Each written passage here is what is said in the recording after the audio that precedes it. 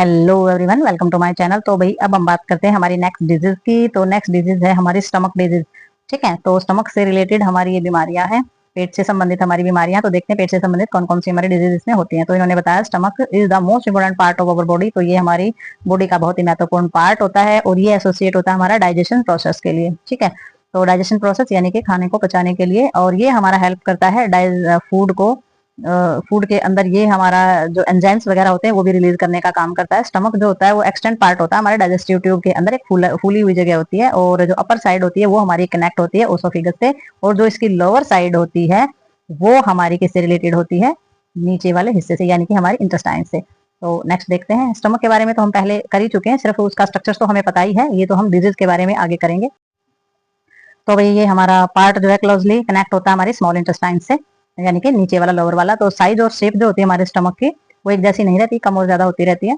तो इसमें जो हमारे अपर पार्ट होता है एब्डोमिनल्स का, तो उसमें क्या होता है, ये हमारा कनेक्ट होता है, यानी कि लीवर, सेप्लिन और पेनक्रियाज जो होती हैं वो इससे अटैच होती है इनडायरेक्टली एब्डोमिनल्स एरिया से।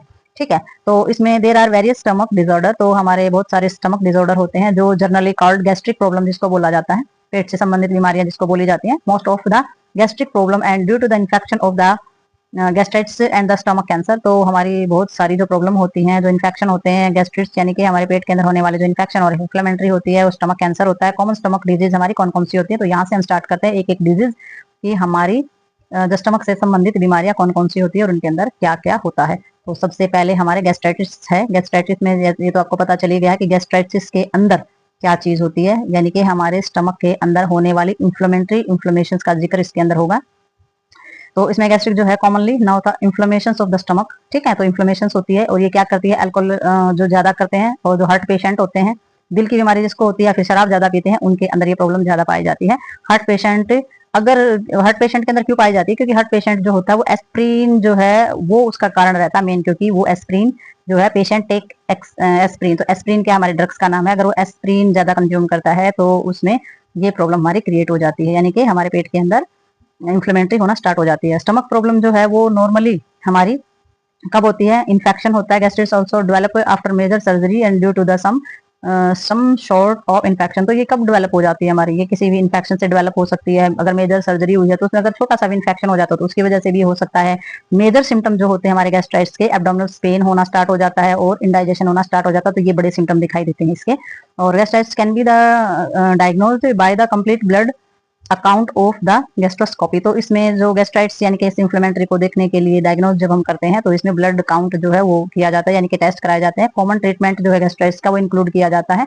इसमें क्या करेंगे, एंटीबायोटिक जो है वो दी जाती है पेशेंट को, और इसमें एक्टिनिड्स या एंटीबायोटिक जो दवाइयाँ होती हैं वो दी जाती हैं। कॉमन ट्रीटमेंट ये उसका होता है। अवॉइड क्या करना होता है, ऑयली चीजें, स्पाइसी फूड यानी कि मसालेदार जो चीजें होती हैं उसको आप अवॉइड कर सकते हैं। गैस्ट्राइट टू बी ग्रेट एक्सेंट, तो अगर आप इस तरीके की चीजें करते हैं तो आप इसको क्योर भी कर सकते हैं, यानी कि हमारे स्टमक के अंदर होने वाली इन्फ्लेमेटरी और इन्फ्लेमेशन को क्योर किया जा सकता है, तो इस बीमारी को हैंडल किया जा सकता है। आगे हम देखते हैं नेक्स्ट डिजीज। तो अभी नेक्स्ट प्रॉब्लम हमारी आ जाती है डायरिया। तो डायरिया तो आपको पता है बहुत ही कॉमन प्रॉब्लम है और बहुत बार भी हम इसको कर भी चुके हैं। तो डायरिया जो है स्टमक इश्यूज इसमें होता है, तो एडल्ट में भी हो सकता है ये, और बच्चों के अंदर भी हो सकता है। इसमें क्या होता है, लॉस वाटर स्टूल्स। ठीक है, तो जो स्टूल पास आउट किया जाता है बहुत ही वाटरी और पतला होता है। Person suffering of the diarrhoea, diarrhoea passes stool 3 and 4 time a day. तो इसमें क्या हो जाता है, इसमें कोई भी पर्सन होता है वो 3 से 4 बार स्टूल पास आउट करने के लिए जाता है। और मेजर कारण होता है इसमें डेथ इन इन्फेंट, जो बिल्कुल छोटे शिशु होते हैं उनमें मृत्यु का कारण भी ये बन सकता है। ठीक है, डेथ हो सकती है छोटे शिशु की अगर डायरिया उसको लंबे समय से चला रहा है तो। और डायरिया का जो कारण होता है डिहाइड्रेशन होता है, mean of the excretion water from the body, यानी कि बॉडी से बहुत ज्यादा मात्रा में पानी निकल जाने के कारण जो डिहाइड्रेशन हो जाता है, तो वो इसका एक कॉज रहता है, कारण रहता है। और वेरी डेंजरस ऑफ चिल्ड्रन, और ये बच्चों के लिए बहुत ज्यादा खतरनाक होता है। कॉमन कोज जो होते हैं डायरिया होने के, वायरल इन्फेक्शन की वजह से हो सकता है। फूड इंटॉलरेंस के लिए एक रीजन रह सकता है खाना भी, या उसकी वजह से रिएक्शन हो जाए किसी भी मेडिसिन का, किसी भी दवाई का जो रिएक्शन हो जाता है, तो उसकी वजह से भी ये डायरिया की प्रॉब्लम जो है वो हो सकती है।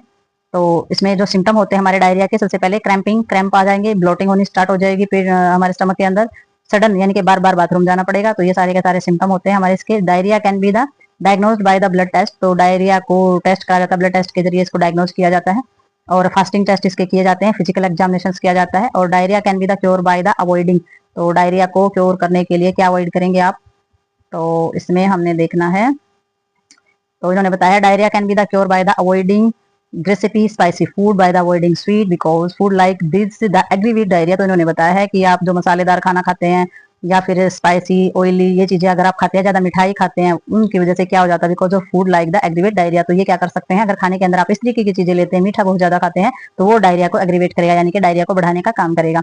ए person suffering from the diarrhoea should be take much water as is can be the compensate the deficiency of water in the body. तो अगर कोई पर्सन सफरिंग कर रहा है डायरिया से, तो उसको क्या करना चाहिए, बहुत ज्यादा मात्रा में वाटर इनटेक करना है, उसको बहुत ज्यादा मात्रा में पानी पीना है और कंपनसेट करना है, वो जो डेफिशिएंसी है हमारी बॉडी के अंदर पानी की, उसको कम करना है। ठीक है, पानी की कमी नहीं होनी चाहिए बॉडी के अंदर, जो भी डायरिया से सफरिंग कर रहा है, चाहे वो एडल्ट है चाहे वो चिल्ड्रन है।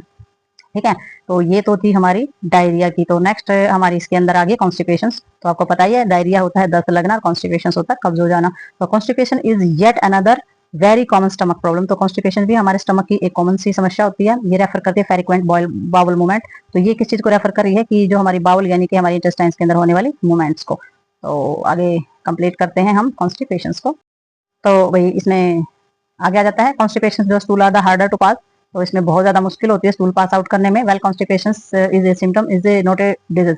तो कॉन्स्टिपेशन एक सिम्टम है, किसी भी बीमारी का एक चिन्ह है, यानी कि एक इशारा है। ये कोई बीमारी नहीं होती है कॉन्स्टिपेशन। और everybody at some point of life, और ये सबकी लाइफ में एक ना एक बार जरूर हो जाता है, कई बार ये चीजें हो जाती हैं। ठीक है, कॉन्स्टिपेशन होना तो ये कोई बीमारी नहीं होती है, लेकिन अगर रेगुलर बेसिस पे ये रहती है तो इसकी वजह से फिर बहुत ज्यादा मात्रा में प्रॉब्लम क्रिएट हो सकती है। The cause of constipation of the poor diet and the avoiding bowel user from the long time periods having no activity in life and dehydration। तो इसमें कारण क्या रहता है कॉन्स्टिपेशन का, पुअर डाइट। अगर आप खाना पीना अच्छे से नहीं खा रहे हैं, अगर आप बाउल को क्लीन करने अवॉइड कर रहे हैं बहुत लंबे पीरियड तक, अच्छे से आपका पेट साफ नहीं हो रहा है, एक्टिविटी बहुत कम कर रहे हैं आप अपनी लाइफ में, और डिहाइड्रेशन है, अगर पानी की कमी है बॉडी के अंदर, तो ये सारे के सारे रीजन रहते हैं कॉन्स्टिपेशन होने के। Constipation can be the cause by the changing lifestyle and by the taking healthy diet. तो कॉन्स्टिपेशन को आप क्योर कर सकते हैं, आप अपने लाइफस्टाइल को चेंज करके और अपने हेल्दी डाइट ले करके आप अपने कॉन्स्टिपेशन की समस्या को दूर कर सकते हैं। Taking fresh fruit vegetable which are the rich in the fibre and are good for constipation. तो हमारे जो फल खाते हैं, सब्जियां खाते हैं, या रेशेदार सब्जियां जो फाइबर से युक्त हम चीजें खाते हैं, बहुत अच्छी डाइट अगर हम लेते हैं तो कॉन्स्टिपेशन की समस्या से डेफिनेटली दूर हुआ जा सकता है। तो कॉन्स्टिपेशन की समस्या आपकी दूर हो सकती है आपकी डाइट मेंटेन करने से और आपके लाइफस्टाइल चेंज करने से और अत्यधिक मात्रा में वाटर कंज्यूम करने से। ठीक है, तो वही नेक्स्ट हमारी डिजीज इसके अंदर आ जाती है स्टमक कैंसर।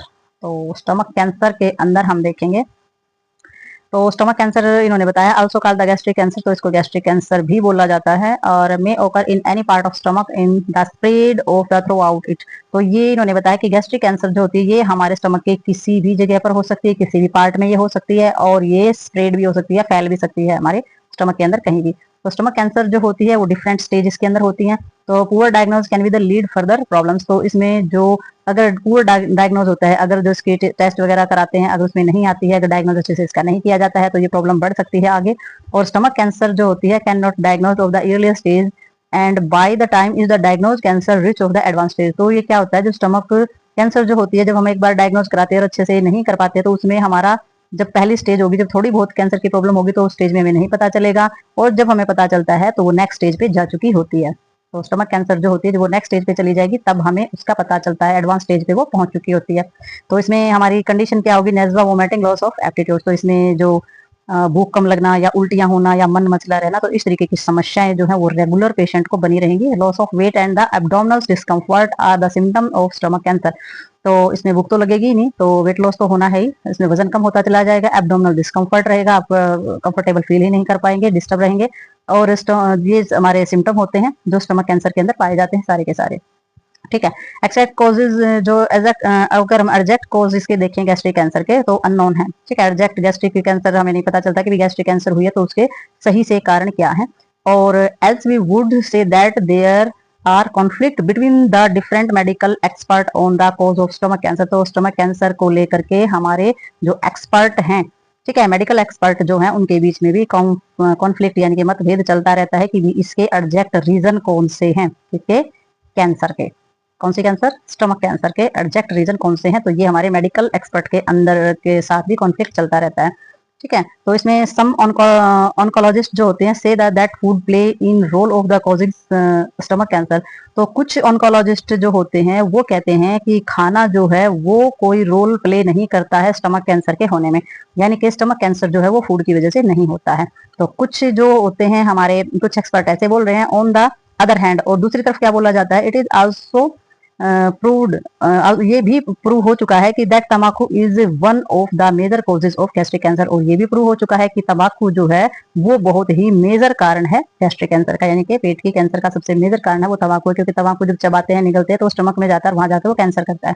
तो वो भी अगर इस तरीके के फूड के ऐसे सब्सटेंसेज अगर फूड में भी लिए जाते हैं तो फूड भी एक रीजन बन सकता है कैंसर का।